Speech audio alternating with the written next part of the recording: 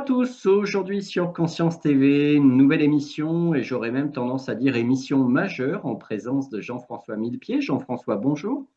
Bonjour à vous Stéphane et bonjour à tous et à toutes. Nous allons aborder un sujet, alors on a parlé précédemment du vibratoire, on a évoqué la radiesthésie, on a parlé de la géobiologie et de l'énergétique, tout cela à but thérapeutique. Mais aujourd'hui, vous souhaiteriez nous présenter un sujet qui est un sujet quelque peu méconnu, qui traite de l'homère. Alors, l'homère ou primary water, sauf erreur de ma part, est employé pour décrire une ressource. J'aimerais que vous puissiez nous l'expliquer, ce qu'est cet homère, et puis en quoi cette appellation aide d'ailleurs à mieux la distinguer des eaux souterraines conventionnelles.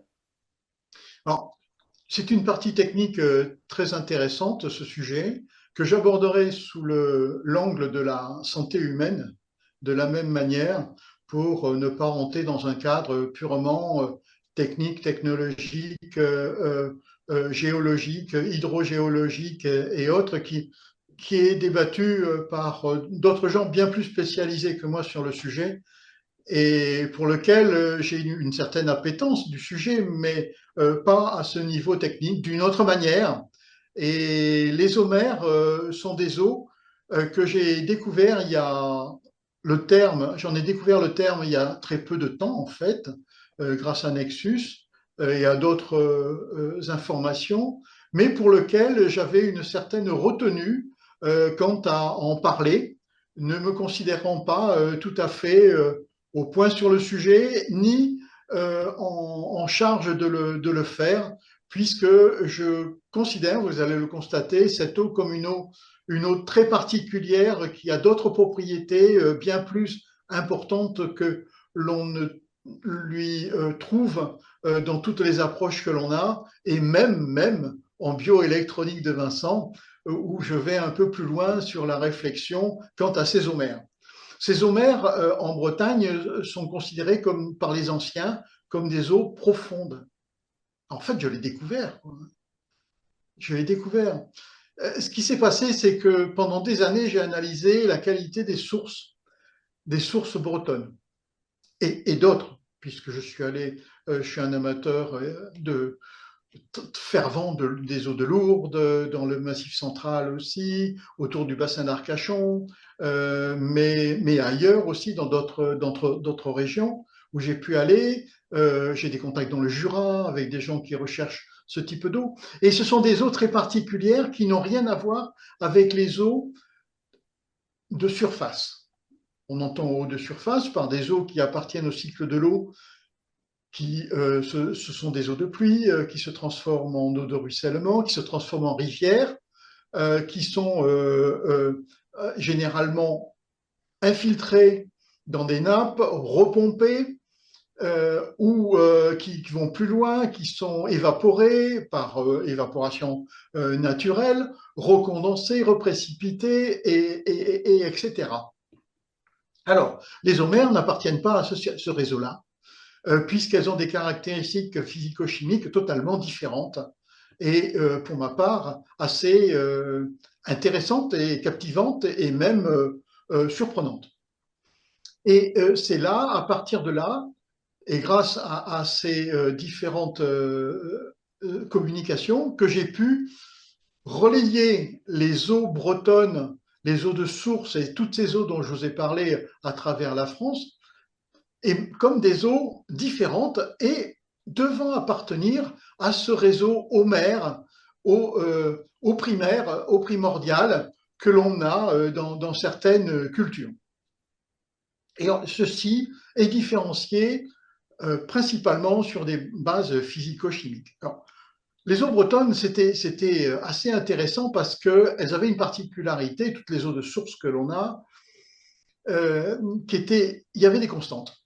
Température très basse, on est à 12 degrés, en dessous même de 12 degrés quelquefois, donc constant dans l'année, avec des pH particulièrement acides, allant jusqu'à 5,5, des conductivités relativement basses, donc faible minéralité, des potentiels redox aussi intéressants. Et étrangement, on en revient dans les diagrammes de bioélectronique de Vincent aux eaux qui sont dites parfaites. C'est étrange, hein? Et ce sont les sources bretonnes. C'est comme ça que je suis allé vers ces sources, en identifiant ces eaux, et pour un intérêt majeur, c'est que je les consomme. Je suis un consommateur d'eau de meilleure qualité possible. Voilà mon intérêt. Et donc, ayant identifié cela, ben, je l'ai fait pour une, pour deux, pour trois, puis après, bon, j'en ai fait des centaines maintenant, et j'en arrive à identifier avec peu de paramètres et à distance, et en discutant simplement avec les gens, à réussir à analyser leur eau de pluie, de puits. Leur eau de puits, en leur posant quelques questions, en les géolocalisant, en identifiant l'altitude, en ayant quelques paramètres. Des eaux de pluie, j'arrive à savoir en peu de temps et à distance et sans appareil quelle est la qualité de ces eaux, parce que ce sont des constantes. Ce sont des constantes. Elles sont toutes pareilles. Et elles sont toutes dans des zones granitiques. Et voilà. Et donc, il y avait un fil conducteur à travers toutes ces eaux. J'ai été amené à en discuter avec des institutions, BRGM, Agence de l'eau de Bretagne. La conclusion en a été avec l'Agence de l'eau, d'où viennent ces eaux? D'où viennent-elles? La réponse a été, il faudrait les étudier, c'est une bonne question. Voilà ce qui m'a été répondu. Et j'en avais pas plus sur l'instant. Le BRGM, la réponse a été, n'essayez pas de leur faire comprendre, vous n'y arriverez pas, parce que je n'arrivais pas à leur faire entendre l'intérêt de ces homères. Et ceci a été fait dans un cadre très particulier, dans un cadre associatif et environnementaliste, puisqu'à l'époque, je me suis penché sur la qualité des eaux autour de projets de prospection minière. Et là, on sait qu'on doit creuser. On doit creuser, et là où ils voulaient creuser, c'était là où il y avait des remontées, anciennes remontées de magma, avec des cristallisations très particulières qui avaient amené des métaux très particuliers, des métaux rares, disent-ils, mais pour lesquels il y avait des remontées d'eau aussi. Et là-dessus, à force de chercher, je suis tombé sur des vieilles études du BRGM, dont je vous communiquerai les éléments, qui identifiaient ces eaux avec des paramètres de bioélectronique de Vincent.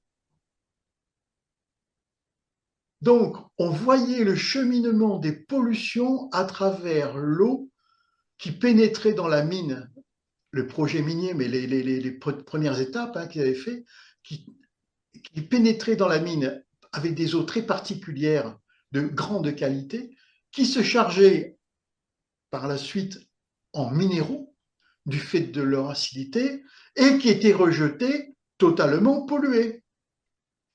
Et j'en ai obtenu la preuve de la dangerosité totale pour notre milieu breton de ces eaux qui envahissaient en fait les mines à partir du moment où on creusait le moindre trou dans ces massifs granitiques. Voilà. Et donc, cette affaire m'a amené à considérer ces eaux comme des eaux très particulières, venant d'on ne sait où, mais en tout cas, ayant des qualités de santé, d'apport de santé majeures. Voilà, et de fil en aiguille, j'en suis arrivé à force de rechercher, de m'intéresser, d'aller un peu plus loin, de comprendre, et de comprendre qu'il y avait d'autres zones sur la planète qui avaient des eaux identiques, mais on en reparlera peut-être un peu plus loin. Alors, le phénomène des homères, vous l'avez étudié bon, visiblement et prioritairement sur la Bretagne. Concernant les autres régions, mais je parle de la France uniquement, vous avez des infos parallèles qui semblent confirmer ou étayer le fait que les eaux mers soient omniprésentes en réalité? Alors, j'ai d'autres infos, oui, oui, parce que je suis allé rendre une visite dans le Massif central dernièrement, et là maintenant, même à distance, j'arrive à en identifier. Ce sont des paramètres, ce sont des constantes. C'est assez facile à déterminer. Alors, en zone granitique, il y a des règles pour les zones granitiques, et pas toutes, parce qu'il y a des exceptions aussi. J'ai une source au-dessus de chez moi qui donne toute l'année, toute l'année. Pour autant, la source n'a pas les caractéristiques de l'eau mer habituelle que l'on peut rencontrer par ailleurs. Donc, voilà. Alors, un petit détail, sous ma maison, du 15 décembre au fin février, passe de l'eau d'une source, il en passe 1 m3. Et c'est une eau ayant une forte acidité, euh, une faible conductivité, enfin bref, c'est une eau magnifique. Et voilà où l'on en est. D'autant plus que ces eaux-là ont une constante encore plus intéressante, à mon avis, c'est qu'elles ont des qualités vibratoires supérieures. Et là, c'est général aussi. C'est comme ça que moi, je les reconnais très, très, très facilement. Que ces eaux-là soient devenues des sources christianisées, ben, il n'y a qu'un pas que l'on va franchir pour l'expliquer. Je voulais rebondir sur les eaux mers. Alors, techniquement parlant, ce sont des eaux un peu à l'image des nappes phréatiques qu'on ne trouve qu'en profondeur ou ce sont des eaux qui remontent aisément en surface? En Bretagne, nous avons des vieilles montagnes, hein. Elles ont 2 milliards d'années, mais elles sont un peu rabotées, elles font 300 mètres maintenant, et l'eau source à 300 mètres. L'eau source à 300 mètres. Un jour, j'étais autour d'une source du Ménévré, à côté de chez moi, et j'étais parce que j'aime bien aller traîner, je vais les voir, les nettoyer, voilà, c'est un plaisir. Leur parler peut-être, je sais pas, prendre de l'eau aussi, c'est les analyser bien sûr pour voir. Et y a une personne qui s'avance, qui vient à côté de moi, et puis ben on discute quoi, on discute un petit peu. Et vous me posez la question, ah, ben, vous venez souvent? Ben, je dis oui, je viens régulièrement autour de la source du Ménévré, j'habite à côté, et un mot en entraîne un autre, et je lui demande ce qu'il fait, lui. Il me dit, je suis professeur des écoles, je vais faire un cours sur les sources. Ah bon, d'accord. Un mot en entraîne un autre, et ce monsieur, en fait, lettré de par sa profession, m'explique que l'eau du Ménébré venait de la différence entre l'altitude où nous étions, 300 mètres environ, et le sommet du Ménébré, 307 mètres. Et je lui dis, mais ça coule toute l'année. Eh bien, j'ai mis un temps fou à lui faire admettre que cette eau ne faisait que remonter des tréfonds de la Terre. Par quel mécanisme, j'en savais rien. Et ce monsieur est parti perturbé. Ça, j'aime bien, mais Vous êtes tombé sur un sachant qui ne savait plus, quoi. ben oui, je l'ai perturbé, oui, oui, oui. Et ces eaux remontent par quel mécanisme?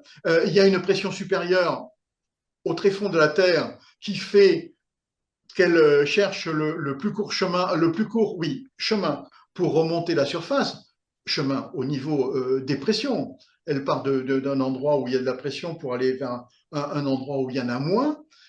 Euh, et quelquefois, du fait de la conception de la teneur des failles au sein de la colonne de l'ancien volcan, elle remonte jusqu'au sommet sans trop se perdre. Bon, celle de chez moi, qui remonte aussi en hiver, elle remonte quand il a plu, parce qu'elle se perd moins par ailleurs, et elle va réussir à trouver son chemin jusque sous ma maison. Bon. Et c'est la même source qui remonte 1,5 km plus loin, mais à, je sais pas, une dizaine de mètres plus haut, et en permanence. Donc c'est le fait que la source, le chemin de l'eau va se créer au sein des failles entre les roches et des différences de roches certainement, qui vont créer des failles qui vont leur permettre de remonter. Mais par effet de pression de l'intérieur de la Terre et de dépression au niveau de la surface. Et au niveau des sommets, parce qu'elles ont des chemins les plus faciles. Mais ces sources-là, on les trouve partout. Hein. Même à marée basse, vous en trouvez qui sourcent du sable. Et ce ne sont pas des eaux salées, elles sont un petit peu saumâtres, mais vous sentez bien qu'il y a de l'eau douce derrière. Et elles sortent sous la mer aussi. C'était une question que j'allais vous poser, mais j'étais persuadé qu'effectivement, elle sortait sous la mer. On parle des omers. Comment expliquez-vous parallèlement les phénomènes des sources chaudes, des sources salées ou soufrées? Au cours de... Alors, j'explique pas trop, difficilement, et je ne suis pas trop dans la démarche, mais euh, les eaux thermales, en fait, entre les eaux parfaites de la bioélectronique de Vincent et les eaux dites thermales, euh, j'entends, euh, sans parler de température. Hein. En fait, il n'y a qu'une question principalement de minéralité. Au cours de sa remontée, à travers les failles de la Terre, enfin, les failles, et par une des failles majeures, hein, c'est-à-dire conductrice de la Terre, cette eau, avec une acidité particulièrement faible, enfin faible au niveau pH, forte en tant qu'acidité, des pH en dessous de 5, elle va avoir la capacité de capter tous les minéraux qu'elle va pouvoir croiser. Alors pour les unes, ça va être tel minéraux, pour les autres, le fer en est une majorité, le soufre en est une autre, et on va trouver ce type d'eau à différents endroits, mais rejaillissant sous pression, du sel aussi, saliès de Béarn, et bien d'autres minéraux, de la radioactivité, j'ai pas la liste complète, mais il y a tous les métaux de la planète qui peuvent remonter. À partir du moment où ces eaux acides créées à l'intérieur de la Terre, ex nihilo, disent certains, à l'intérieur de la Terre, va, de par son acidité et sa particulière faible minéralité, se charger de tous les minéraux qu'elle va pouvoir croiser par son parcours. Là, ce sont les eaux à basse température. Maintenant, pour les eaux à haute température, comme Dax par exemple, où je vais assez régulièrement, par plaisir aussi, puis j'ai de la famille là-bas, et elles ont croisé quelque part d'anciens le volcan, bien sûr, et remonté leur température à ce croisement. On le trouve dans le Massif central aussi. Vous avez parlé du BRGM il y a quelques instants. Vous avez eu des échanges avec des institutions nationales au sujet des omers en dehors du BRGM? Oui, il n'y en a pas d'autres. Hein. Il y Il n'y en a a pas d'autres? l'agence de l'eau à qui j'étais, que j'avais rencontré au sujet des recherches minières et pour savoir l'intérêt qu'ils avaient, eux, dans la recherche au niveau de la protection des ressources naturelles en eau et comment on pouvait faire pour alerter les institutions et la partie politique. Mais c'est tout. Au niveau politique, j'ai même pas abordé le sujet avec quelque bord que ce soit. Déjà pour des problèmes simples au niveau politique qui sont déjà débordés, dépassés, voire largement incompétents, je n'aurais même pas osé perdre mon temps avec ces gens-là. Jean-François, il n'y a pas à la base une sorte d'incompréhension, voire de méprise, au sens, je ne cerne pas bien ce qu'est le sujet de l'Homère auprès de politiciens ou de technocrates avisés qui pourraient peut-être s'intéresser au sujet? Bon, tout d'abord, les sujets que j'aborde avec vous, on n'a pas encore parlé trop de vibratoire, mais les sujets que j'aborde avec vous, même ceux-là, sont très très peu abordés, même parmi les hydrogéologues. Un jour, il y en a un qui s'est énervé pendant une réunion au niveau de la communauté de communes en me disant, mais c'est un copain en plus, mais l'hydrogéologue ici, c'est moi. J'ai dit oui, mais voilà, le sujet, je t'apporte des infos. Je n'ai pas, je ne suis pas conformé à un quelconque moule. Je ne suis pas formaté. Je n'ai pas de limite. Je suis un, un je Un suis électron libre. ah voilà. Et c'est comme ça qu'on me caractérise dans certaines réunions, un électron. Et j'aime beaucoup parce que ça me permet de confirmer l'ouverture d'esprit que je peux avoir sur certains sujets, ne me permettant pas justement d'avoir ces barrières que les gens s'imposent en disant je ne suis pas un spécialiste, je ne peux pas savoir. Je suis désolé. Je suis désolé. Il nous faut comprendre et apprendre à aller plus loin dans ce monde si l'on veut y avoir un certain intérêt. L'intérêt que j'ai est majeur, se situe dans la gestion et l'utilisation de la ressource la meilleure possible. Et pour avoir la ressource la meilleure possible, il faut en connaître et en identifier le cheminement de l'eau, en identifier les risques, en identifier les moyens d'éviter ces risques, la capacité d'analyser, tout le reste. Et tout ça, ça fait un tout, si vous voulez. Et à partir de là, j'ai pu avoir des rencontres très actives, mouvementées, même publiques, avec des institutions qui sont les recherches minières, les institutions de recherche minière, qui venaient en terrain conquis, en nous disant, mais vous ne pouvez pas refuser que l'on creuse des trous en Bretagne, on le fera de toute façon. Et ils sont aperçus que non. On était capable, nous étions capables de leur répondre. J'étais pas le seul, et c'est justement parce que j'avais du poids avec moi que j'avais de quoi être écouté, parce que sur la base de mes propos, ils auraient pu me traiter de, de, de n'importe quoi, sans intérêt, si vous voulez. Mais le fait que j'avais un poids me permettrait d'être écouté par ces gens-là.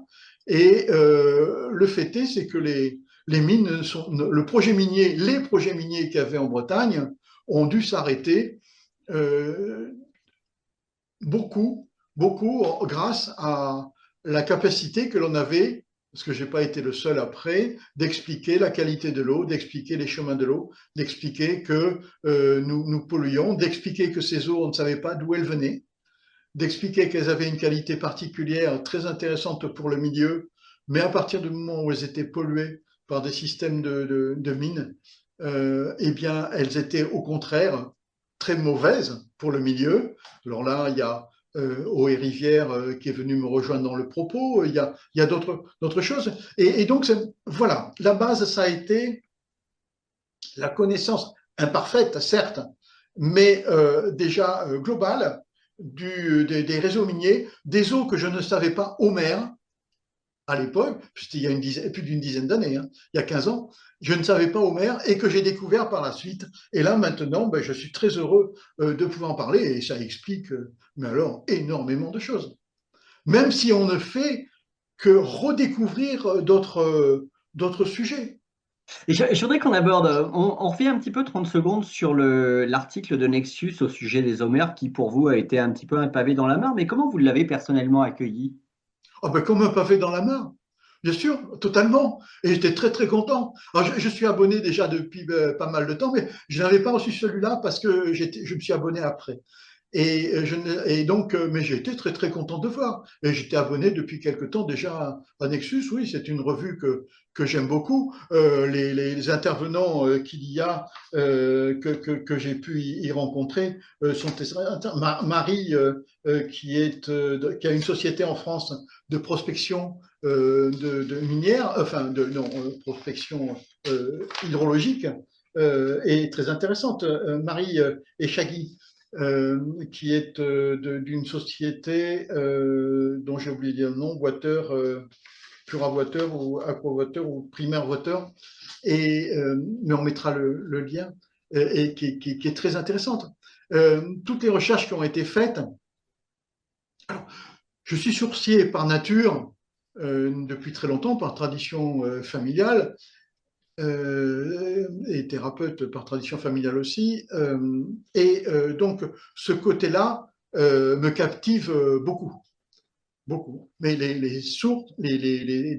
la sourcellerie que l'on peut faire, principalement, ce sont sur des eaux de faille qui sont des failles horizontales. Donc ça, c'est une technique de recherche très simple, hein, qui est particulière, mais qui est très simple à mettre en œuvre, et qui est faite partout à travers la planète. La recherche d'Homère, telle que le relate Nexus, enfin, ils ne le relatent pas trop parce que ce qu'ils en disent, c'est qu'ils ne savent pas quoi en dire. Et mis à part Marie Echagui, qui explique comment elle fait avec une technique innovante et très particulière et très intéressante et peu, euh, peu dégradante pour le milieu, avec des résultats apparemment assez extraordinaires. Ça, c'est le meilleur que l'on puisse faire. Moi, à côté, avec mes baguettes ou mon pendule, je ne sais pas si j'arriverai à concurrencer, parce que ce sont les phénomènes d'eau qui remontent verticalement. Et là, ce n'est plus une ligne qui est facile à identifier, c'est un point qu'il faut identifier. Je dois vous avouer que pour le moment, je m'entraîne. Pour le moment, je n'ai pas encore trouvé vraiment la technique, mis à part sur plan. Hein. Je commence à faire des plans pour en rechercher dans des endroits que je connais et je vais pouvoir aller vérifier. Mais je n'ai pas encore trouvé la technique en radiesthésie qui me permette exactement de trouver l'endroit, mais c'est faisable, hein, on va le faire. Alors, avec l'article de Nexus, c'était l'historique de cette méthode, que je trouve un peu courte quand même, parce qu'ils auraient pu aller plus loin dans leur recherche. Ce sont d'excellents journalistes, ils font un travail formidable, mais on en parlera tout à l'heure. Parlons un petit peu de l'approche scientifique, mais non pas de l'approche en elle-même, mais des personnalités qui ont apporté leur pierre à l'édifice. Il me semble qu'une vaste littérature existe, qu'il y a des travaux nombreux qui se réfèrent notamment à des forages qui ont été réalisés. Vous avez quelques scientifiques en tête qui attestent un petit peu de l'Homère, notamment? Autrement que les scientifiques apportés par Nexus, donc il parle de Mainzer, Reiss. Moi, j'en connais, c'est Turenne, qui est un grand radiesthésiste français, mais aussi un de l'abbé Mermet, qui a travaillé sur le sujet. Alors, où le père Alexandre Perrault, j'ai un article de lui là sous les yeux. Je ne peux pas savoir s'ils ont fait que des Homères, ces gens-là. Je ne peux pas le savoir. Ce que je sais, c'est qu'en Bretagne, les foreurs que j'ai eus sur mon terrain, mes terrains, et qui ont foré des puits pour moi, m'ont toujours dit, mais on perce n'importe où, à 60 mètres, on va trouver. Et ils trouvaient des eaux de grande qualité. Donc, ces eaux-là ne sont pas un problème à rechercher dans nos zones. Hein, dans nos zones. Sur d'autres zones, et pour tout le monde, ça devient plus compliqué parce qu'il n'y a pas ces remontées magmatiques anciennes qui font que l'eau va pouvoir infiltrer et les suivre ou être guidée pour les remontées parfaites. Et là, je dois avouer que je ne sais pas comment ils font pour le trouver, mais L'eau des abattis à Arcachon est une eau mère. Au, euh, à Andernos, au Béteil, à côté de chez mes grands-parents, il y a une résurgence, un puits artésien qui donne toute l'année. Et c'est une eau mère aussi. Maintenant, je l'ai compris. Avec, je ne l'ai pas analysé parce que mais la prochaine fois que je passe dans la région, j'irai faire un tour à Andernos pour analyser cette eau. C'est une eau qui traverse l'Alios, donc elle a un petit goût d'Alios, là, le goût ferrugineux que l'on trouve dans toute une grande partie du sud-ouest, mais elle a des caractéristiques d'eau mère aussi. Abatil, pour info, est une eau plate ou une eau gazeuse? Une eau plate, Une eau plate. Ouais. une eau plate. Et c'est une eau parfaite. Alors, ça, elle a été creusée en cherchant du pétrole. Assez souvent, ils savent que quand il y a pétrole, il y a eau, mais c'est eau de mer principalement. Les eaux salées. Tandis que là, ils sont tombés sur de l'eau douce. Et là, personne n'a compris, et c'est comme ça. Donc là, quelles sont les techniques? Bon, Nexus ne s'étend pas sur le procédé parce que on ne sait pas s'il y a un procédé justement, mais ce que l'on sait, c'est qu'ils en ont trouvé dans des parties relativement désertiques. Alors, le premier qui en a trouvé dans l'histoire de l'humanité, enfin qui a été relaté dans l'histoire de l'humanité, c'est quand même Moïse, qui a pris une roche dans le désert et de cette roche a surgi de l'eau. C'est quand même lui. C'est quand même lui qui a, qui a découvert ce procédé qui lui avait été certainement enseigné par les Égyptiens. Donc avant ça, il y a quand même une histoire très profonde de la recherche de l'eau sur la planète dans des cultures très lointaines. Ben justement, le père Alexandre nous parle de sites gallo-romains, en Chine 2000 ans avant notre ère, chez les Dogons ou je ne sais plus lesquels, on tombe avec des traces qui ont entre 4000 et 6000 ans. Il y a, on n'a pas été les premiers avec notre technologie à les trouver. On n'a pas été les premiers. Et les premiers, c'est la nature qui les a fait apparaître. Ce sont les sources au sommet des montagnes, mais ce sont les oasis aussi, en plein désert.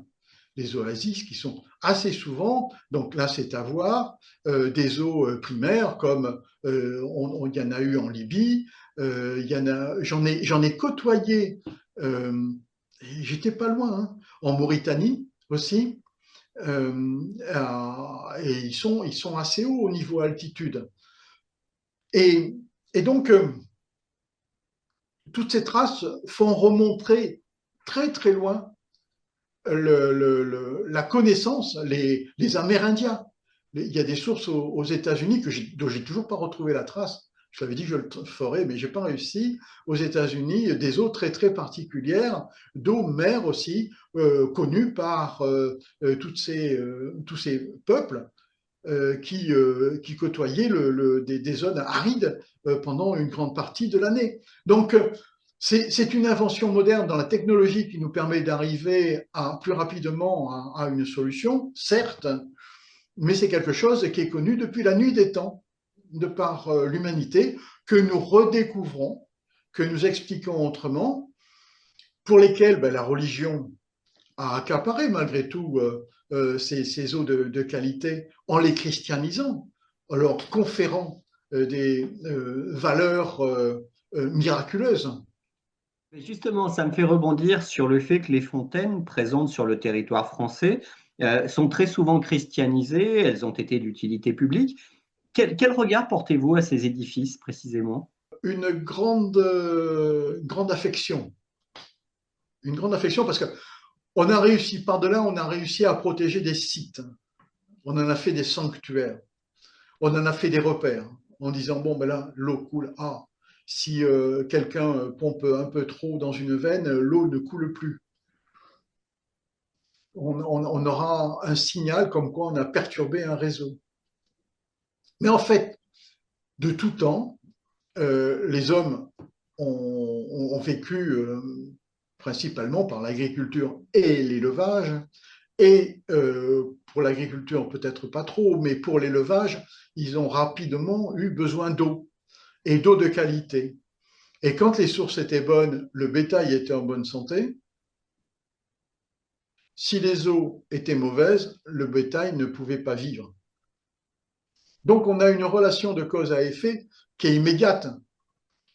Et on peut faire même on peut dire qu'un agriculteur du début il y a 2000 ans n'avait pas l'intelligence que l'on pourrait avoir, intelligence au niveau apport scientifique et autres, mais il était bien plus intelligent que nous parce qu'il savait dire ça c'est bon, ça c'est mauvais. Il était bien plus intelligent que nous à ce niveau-là. Et de la même manière, Louis-Claude Vincent avait fait la relation. Vous voyez, comme quoi tout se recoupe. Hein. Louis-Claude Vincent avait fait la relation. Eau de qualité, eau de bonne source, population en bonne santé. Damas, à côté de Damas, en Syrie, Damas est alimenté par des sources majeures d'eau mer. Sources du Jourdain, ce sont des sources d'eau mer. Des eaux parfaites, en hauteur, qui n'ont aucune raison d'être l'effet de bassins versants qui vont canaliser de l'eau par leurs différentes imperméabilités géologiques et qui vont canaliser ces eaux dans une vallée. Non, non, elles sont en hauteur, pas de problème. Alors, pas à Damas, il y a un peu plus haut, pas trop loin, mais elles sont quand même assez hautes. Et les peuples anciens se sont regroupés dans ces endroits-là. La relation est évidente. La relation est évidente entre qualité de l'eau et qualité de vie des populations.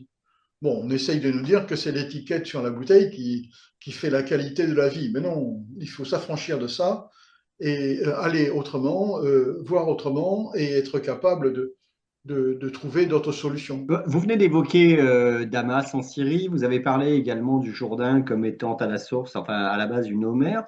L'eau de qualité est une ressource présente dans toutes les civilisations humaines. Vous avez d'autres exemples de sources qui seraient clairement identifiées comme étant des eaux mers? Les sources de la Seine, Saine, sources de la Seine, mes enfants m'en ramènent quand ils vont là-bas, ils me ramènent de l'eau en bouteille de là-bas, et ce sont des eaux quasiment parfaites, qui sortent d'un système quartzique, c'est-à-dire de calcaire, hein, mais ce sont des eaux parfaites, et qui débitent toute l'année. Alors, j'en connais pas autant que ça, mais alors, si vous voulez en trouver, cherchez les abbayes. C'est un bon indice. Si vous voulez trouver une source, cherchez une église. Alors, si elle est pas là, c'est qu'elle n'est plus là, mais elle y a été. Et c'était une eau de qualité. Là, on évoque le christianisme, Jean-François. C'est propre à d'autres cultes religieux. Je pense à l'islam, je pense, comment dirais-je, au culte hébreu, Non. sur lequel. Non, non, c'est vraiment On dédié au n'est christianisme. pas, pas dans la même démarche, dans les mêmes. Il y a le culte, le christianisme, enfin ce christianisme-là, c'est constitué de cultures celtiques et Ouais, proto-celtiques. d'accord. Ce n'est pas chrétien la pratique. C'est proto-celtique et les catholiques ils ont récupéré ce qui marchait d'ailleurs, grand bien leur face, hein, puisqu'ils nous l'ont transmis. En reprenant à la source les cultes païens, enfin dits païens. Alors, en reprenant des pratiques euh, intéressantes de certains cultes proto, voire proto-celtiques, en reprenant avec intérêt ce qui marchait. En fait, ils ont christianisé ce qui marchait. Les menhirs, si un menhir avait un culte, on mettait une croix dessus, hein, et on essayait de récupérer la population qui venait autour de ce menhir. Parce que ce menhir fonctionnait bien dans sa démarche. La source, si les gens venaient, eh bien, on essayait de mettre une croix dessus.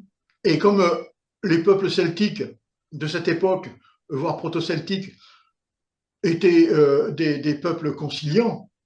Le phénomène druidique n'était pas agressif, mais conciliant, bah, ils ont accueilli ces pratiques chez eux sans aucun problème. Ce qui fait qu'après, bon, la religion catholique étant une religion écrite, les pratiques druidiques étant des transmissions orales, la pratique catholique a pris le dessus sur la pratique druidique en récupérant ce qu'il y avait de bon. Puis après sont arrivés les bâtisseurs qui ont construit d'une certaine manière des monuments au-dessus des menhirs qui fonctionnaient déjà, mais ils les ont construits d'une certaine manière. Comment ont-ils acquis la connaissance du type de construction? Peut-être par empirisme, et c'est à supposer, mais ils en ont fait des machines à énergie monumentales, formidables. Et tout ça en y associant l'eau qui passe sous le maître-autel principalement. Je voudrais qu'on reparle de l'Homère, mais sous votre angle à la fois de magnétiseur et de géobiologue, je voudrais qu'on évoque particulièrement les qualités vibratoires des Homères, parce que ça me semble être un point important. Qu'est-ce que vous pouvez nous en dire précisément? C'est capital.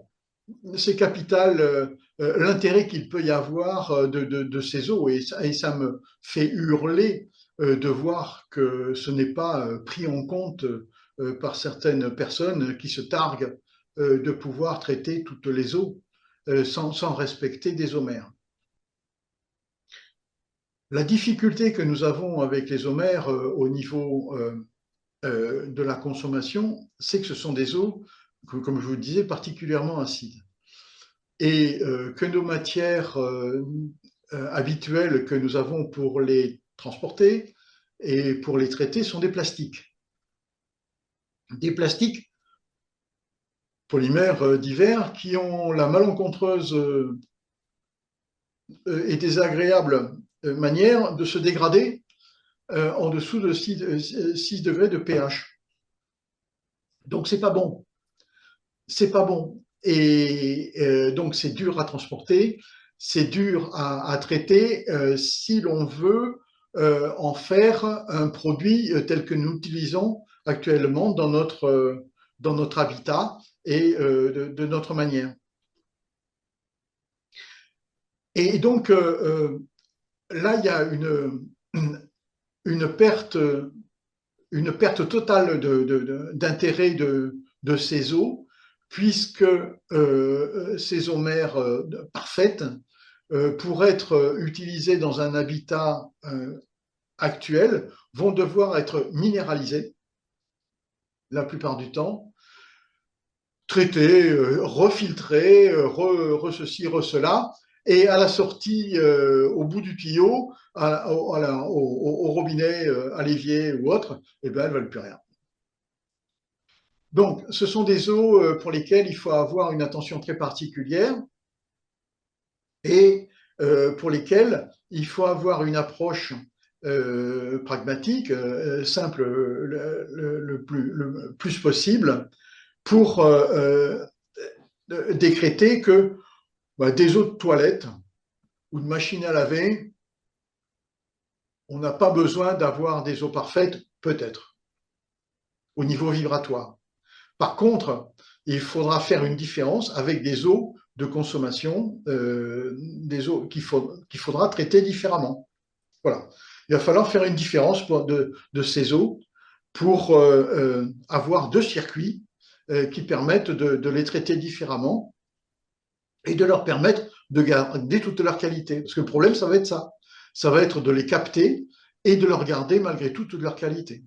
Bon, il faut savoir que ce sont des eaux particulièrement acides, donc le matériel de pompage, s'il y en a besoin, va être soumis à rude épreuve, les canalisations aussi, et après, mais c'est faisable. C'est faisable avec une peu de méthode, avec une approche de qualité. Et à partir du moment où elles auront été identifiées, parce que ça, le problème, c'est comme on n'a pas idée de leur intérêt, on ne peut pas avoir idée de la protection que l'on peut leur apporter pour qu'elle nous soit le plus bénéfique possible. Voyez, et malheureusement, ce côté vibratoire et d'un désintérêt total parce que presque c'est naturel. Oh, bah, non, c'est pas possible. Alors là, oui, c'est un mystère assez extraordinaire parce que comment la Terre arrive-t-elle en son sein à conférer à des eaux une qualité vibratoire aussi merveilleuse? Ça, la question est ouverte et elle risque d'être ouverte encore de nombreuses années. Je ne sais pas si un jour on aura facilement la réponse. Je la cherche. Je ne sais pas conférer une qualité vibratoire à des eaux, je vais le faire. Hein. Je l'enseigne. J'ai des systèmes pour le faire. J'en ai. Ils sont en train d'être fabriqués, cela. J'ai des systèmes pour le faire. On peut conférer à une eau une qualité vibratoire merveilleuse avec peu de choses. Voilà, il y a un coquille Saint-Jacques, il y a ce qu'il faut pour le faire. On peut le faire, mais que la Terre le fasse dans son sein et tout simplement, ça paraît un peu, enfin c'est totalement à la fois, ça interpelle vivement et on est petit par rapport à ce phénomène. Et donc, pour la plupart des gens qui travaillent sur ces sujets-là, ça ne peut exister. Ils vont vous dire, mais on va la redynamiser après parce qu'on va mettre ceci ou cela à la sortie parce que c'est technologique et ça fait bien. Oui, mais c'est naturel. Les animaux ont une appétence particulière pour ces eaux. On le voit, j'ai fait quelques tests. Ils ont une appétence. Ils se gardent en bonne santé grâce à ces eaux. Il y avait des tests qui permettaient de le faire et qui n'ont pas été maintenus. Ils s'appelaient microtoxo de Yann Oliveau, qui avait mis au point ces tests-là. Mais on peut les faire dans son jardin en arrosant ses plantes soit avec une eau de qualité parfaite et par exemple une eau de pluie qui est moins parfaite. Et ça, ces eaux-là, cette qualité vibratoire, c'est un grand mystère pour moi. Et c'est quelque chose qu'il faut faire passer parce que ça nous permettra de respecter d'autant plus ces ressources-là, de les respecter. À partir du moment où on les respecte, on trouvera les voies et moyens pour les garder de bonne qualité et on trouvera les voies et moyens pour les utiliser, les garder de bonne qualité. On peut mettre en avant les vertus issues des qualités vibratoires de ces types d'eau, ne serait-ce que pour l'organisme humain, par exemple. Oh ben déjà, c'est déjà beaucoup. C'est déjà, enfin, contrairement à ce que pensent certains actuellement qui placent l'homme derrière le vivant et à la fin d'une chaîne pseudo-biologique, soi-disant, et même comme passager clandestin, voire indésirable, je suis content de travailler avec des notions de bioélectronique où on place le vivant, quel qu'il soit, aussi bien humain, animal, mais aussi végétal, sur le même niveau et au niveau de conscience qui nous permettent de comprendre que l'intérêt est majeur pour tout le monde. C'est là où, avec heureusement aux rivières de Bretagne, on a pu défendre notre refus de voir des mines qui nous auraient saccagé nos ressources en eau naturelles, naturelles primaires, qui se déversent dans nos rivières. Les sociétés justement de distribution de l'eau sont bien sûr au courant du phénomène des omers. À votre avis, comment j'altère cette ressource? Elles les gèrent de manière surprenante. Elles injectent des carbonates parce que ce sont des eaux acides et ça bouffe tous les circuits, ça bouffe tout. Donc, de manière aberrante, parce qu'on se retrouve en Bretagne avec, dans des endroits bien particuliers, des problèmes monumentaux de devoir adoucir de l'eau qui sont en fait des eaux parfaites, mais qui ont été tellement traitées avec des carbonates pour abaisser le pH, reminéraliser, qu'elles en sont devenues encrassantes pour les chauffe-eau, par exemple. Il y a un coin dans le réseau de distribution qui doit être en contrebas. Je n'ai pas très bien compris ce qui pouvait s'y passer. Mais en tout cas, en Bretagne, il y a des propriétaires de maisons qui changent leur chauffe-eau tous les 2 ans. C'est aberrant. Alors, bon, j'ai pas pu aller plus loin avec ces gens-là. Les solutions que je leur proposais, ils les ont refusées. Le contact a été perdu, mais je suis prêt à le renouer. Mais en fait, ces eaux mers sont utilisées pour éviter de bouffer les réseaux et les cuivres des maisons aussi, hein, parce que toutes nos maisons, ou la plupart des maisons ici, enfin la moitié du parc d'habitation est encore en tuyaux de cuivre dans les maisons. Si l'on fait passer une eau en dessous de 6 dedans, on va bouffer le cuivre en peu de temps, quoi, hein. Et ça, ce sont des critères de qualité, de potabilité. Donc, on réinjecte des carbonates dedans, on adoucit les eaux, certes, mais enfin, non, on les adoucit pas, on les rend plus durs. Mais on remonte le pH, mais après, ben, on arrive à des problématiques d'encrassement de chauffe-eau en Bretagne, ce qui n'est pas possible normalement.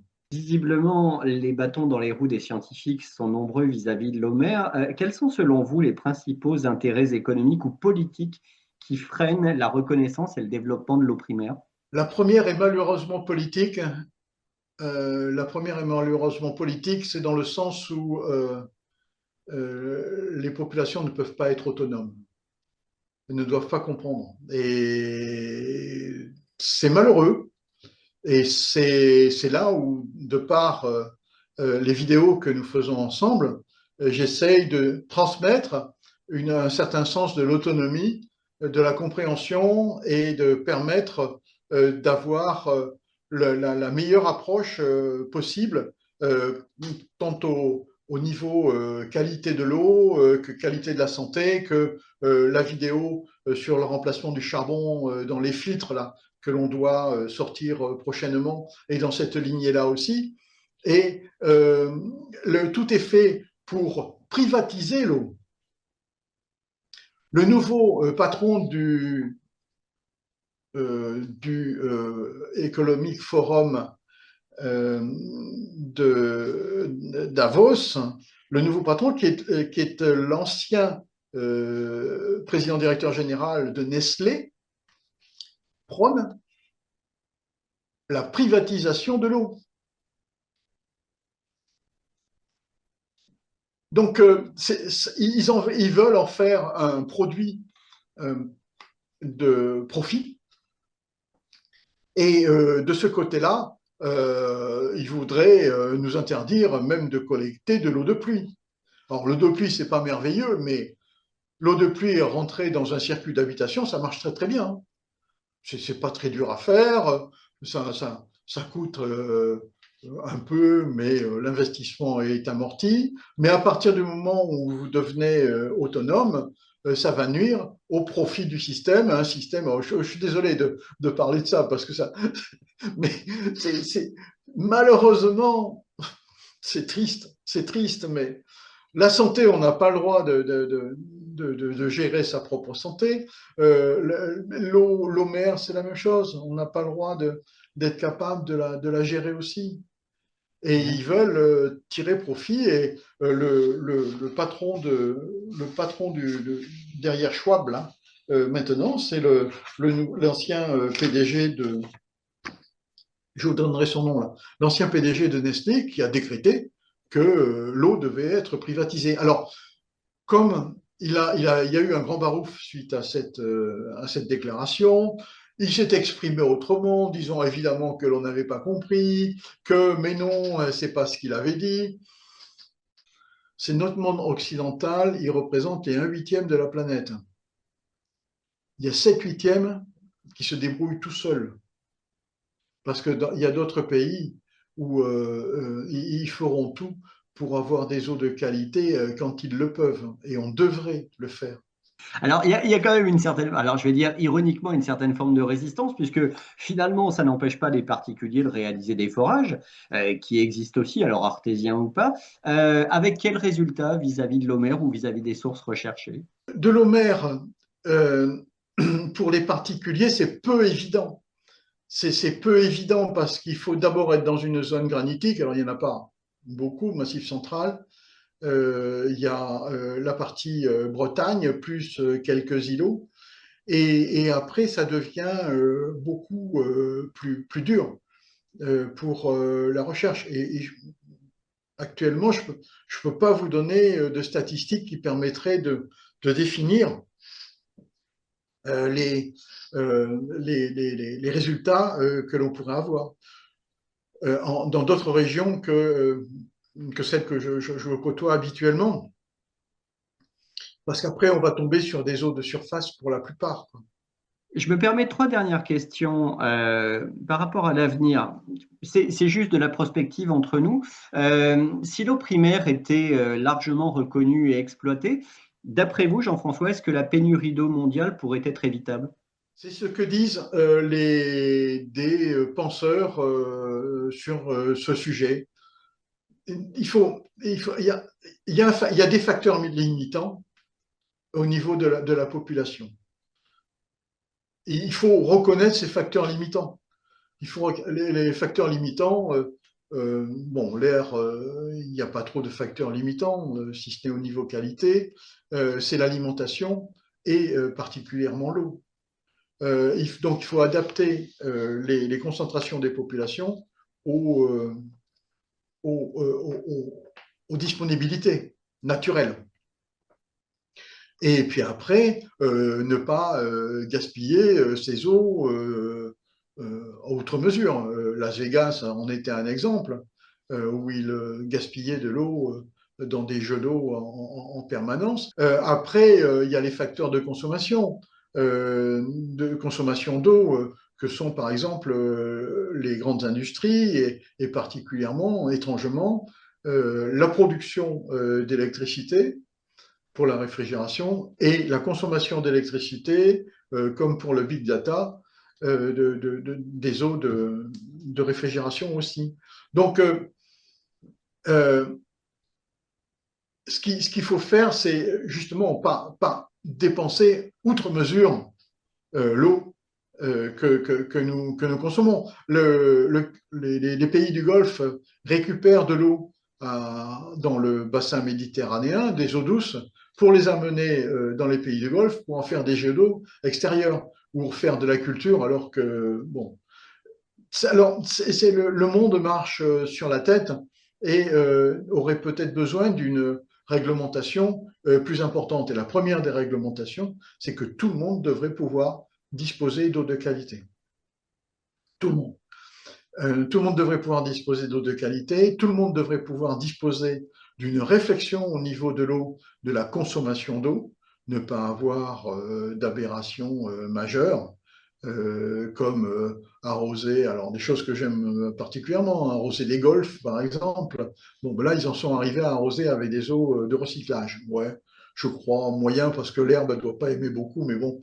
Voilà, c'est des grandes piscines, enfin, il y a plein de choses ultra. Et puis de l'industrie qui peut gaspiller beaucoup d'eau, alors qu'il y aurait peut-être d'autres moyens. Il faudra travailler là-dessus si l'on veut continuer. Les réserves d'eau bien gérées peuvent certes amortir un déficit de consommation, un déficit naturel, mais on fera des trous partout sur la planète. Et les trous de forage, ce sont des interréactions entre différents niveaux de nappe, de strates, qui sont nuisibles, parce que obligatoirement c'est mal géré, qui sont nuisibles à la circulation de l'eau. Ça, ce sont des sujets que l'on avait abordés pour limiter les quantités de forage et la qualité des forages qui créent des pollutions entre les nappes et qui, en fait, polluent de plus en plus profondément. Au lieu de garder la pollution en surface, arrivent à générer des pollutions de plus en plus profondes. Donc, pour les homères, il faut s'attendre à un phénomène quasi identique, à des pertes d'eau. Plus on forera, plus on perdra de l'eau de remontée, plus elle sera dure à capter. c'est quand même une ressource qu'il va falloir respecter de la plus profonde des manières, en accepter l'évidence, ce qui se fera hein, comme tout. Hein. Au bout d'un moment, on dira, mais c'est une évidence, mais tout le monde le savait, mais tout le monde en parlait, tout le monde, mais on est tous d'accord. Ouais, bien sûr, mais en attendant, ça va durer combien de temps? Ben, je sais pas, et je travaille, mais il faut pas aller trop vite là-dedans, parce que c'est se marginaliser, et déjà qu'on est mal considéré, c'est pas la peine d'aller plus loin. La ressource est fragile. Voilà. Même si elle semble inépuisable, comme disent certains, ou pour des millions d'années, disent d'autres, même si elle semble, c'est possible, quoi qu'il en soit, je ne veux pas en faire une question de philosophie religieuse trop poussée, mais vu les qualités vibratoires de la ressource, vu les qualités qu'elle nous amène, pourquoi la dégrader? Nous devons la respecter. On utilise les eaux de surface pour les usages de piètre qualité, de réfrigération et autres, mais ces eaux mers pour un autre usage, la consommation humaine, voire animale. Mais en géobiologie, il m'est arrivé dans un élevage d'en discuter après avec les leveurs. La correction était finie et on parlait pollution électrique, on parlait de qualité de l'eau. Il y avait 3 bâtiments. Il y a 3 bâtiments sur cet élevage. Il y en a un qui est alimenté par l'eau du réseau. Il y en a un autre par l'eau d'un forage. Et le troisième par une eau de source. Eh bien, les rendements sont différents. Le moins bon, c'est l'eau du réseau. L'autre, l'eau du forage, elle est moyenne. Et l'eau de source, elle est parfaite. Le rendement est parfait. Et là, j'ai eu l'évidence, encore il y a quelques années, ça fait plus de 15 ans, hein, j'ai eu l'évidence de l'intérêt de l'eau et de cette eau de source. Et on le voit, là, encore une fois, la preuve par l'animal, la preuve ben, qu'il faut protéger. Mais on a déjà beaucoup de mal à faire entendre des choses beaucoup plus simples que ça à des gens qui sont en responsabilité. Les amener là-dessus, j'ai essayé avec... mais je vais essayer encore. Je ne vous cache pas, mais c'est très dur. Et vos émissions permettent justement d'en parler, c'est formidable. Avec grand plaisir. Mais ça me permet de rebondir sur le sujet que vous venez d'évoquer. Je me permets une autre question. Parlons du problème de la salinisation des terres agricoles qui est due notamment à l'utilisation des eaux de surface de mauvaise qualité. Vous pensez que l'eau primaire pourrait contribuer à la restauration des sols agricoles pour une agriculture plus durable? Oui, puisque de toute façon, ça poussera mieux. Ça poussera mieux. Moi, je connais des fontaines où je vois des gens qui viennent chercher de l'eau, des fontaines qui sont proches d'églises. Bah oui, qui ont été christianisées. Ben oui, parce qu'elles marchaient bien. Ben oui, elles sont merveilleuses. Ben, ils viennent chercher parce que pour leur potager, ça marche mieux. Alors, je voudrais conclure par une ultime question, alors en essayant d'être optimiste et positif. Il y a un parallèle entre l'eau mère et puis l'énergie libre d'une certaine manière. Vous voyez l'eau primaire comme une ressource capable de transformer en profondeur nos sociétés de manière comparable à une source d'énergie nouvelle? Oui, elle devrait, et quiconque a goûté un bain dans une eau primaire ne peut pas dire le contraire. Et par-delà, il y a une chose qu'il faudrait être capable d'identifier à travers le monde, hein, et vous pouvez le faire avec votre ordinateur très simplement, rechercher les lacs bleus. Les lacs bleus sont pour ma part, et jusqu'à preuve du contraire, des lacs d'eau primaire. Ils sont la plupart du temps en hauteur, la plupart du temps pas sur des bassins versants, donc là, la plupart du temps, leur alimentation ne peut venir, ils sont débordants, il y a un exutoire, et donc la plupart du temps, l'alimentation ne peut se faire que par en dessous. Ce sont des eaux très acides, pour la plupart, qu'il faut aller analyser. Alors, J'en ai fait, mais il faudrait que je prenne des bouteilles pour aller prendre en profondeur parce que les eaux de surface au bord sont fortement minéralisées. J'ai pas pu avoir ce que je voulais comme analyse. Mais aller voir et avoir le développement algal faible qu'il y a dans ces lacs, on peut en identifier sur tous les continents. J'en ai croisé un au Gabon pendant des années et j'ai réalisé après ce que c'était. J'en ai croisé en Mauritanie avec les oued, les oasis. Il y en a sur tous les continents. Et c'est marrant parce qu'autour de ça, il y a des populations. Ce qui n'est pas surprenant finalement. Et voilà. Ce sera le mot de la fin. Merci Jean-François Merci à vous. Millepied. Une Merci à vous. émission bien évidemment à retrouver sur Conscience TV et puis surtout sur la chaîne de Jean-François Millepied sur YouTube, Le Monde du Vibratoire, où je vous invite régulièrement à visiter, à commenter, à liker, à vous abonner. Et on a besoin de vous pour élargir la communauté et puis avancer dans cet univers passionnant qui est celui de Jean-François Millepied. Merci Jean-François. Merci à vous.